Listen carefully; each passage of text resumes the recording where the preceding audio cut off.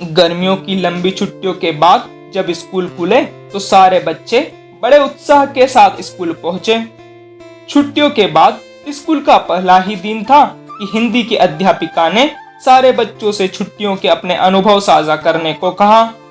सबने अपने अपने मजेदार किस्से सुनाए। कोई नानी के घर में की हुई शैतानियां बताने लगा तो कोई गांव के रहन सहन के बारे में रोचक बातें करने लगा।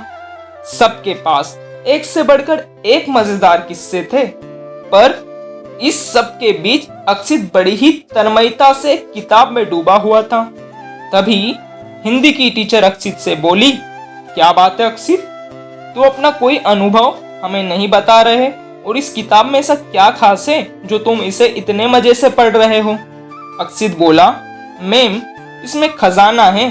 खजाना? कैसा खजाना? मैम के पूछने पर अक्षित बोला, मैम मैं गर्मियों की छुट्टी में अपनी नानी के घर गया था। नानी ने हम बच्चों को ढेरों कहानियां सुनाई। उनकी ज्यादातर कहानियों में खजाने का रहस्य रहता और वह खजाना अंत में किसी बहादुर और चतुर व्यक्ति को मिलता। सभी अक्षित की बात बड़े ध्यान से सुनने लगे तो अक्षित आगे बोला, नानी की कहानियां खत्म हुई तो हम नाना जी के पास गए। मेरे नाना जी बहुत किताबें पढ़ते हैं, इसलिए उन्हें ज्ञानी मानकर हम उनके ही पास गए, पर उन्होंने तो खजाने के बारे में बिल्कुल अलग बात बताई।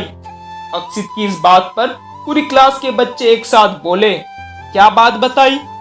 यही कि रहस्यमय खजाने जैसा अब इस दुनिया में कुछ नहीं होता।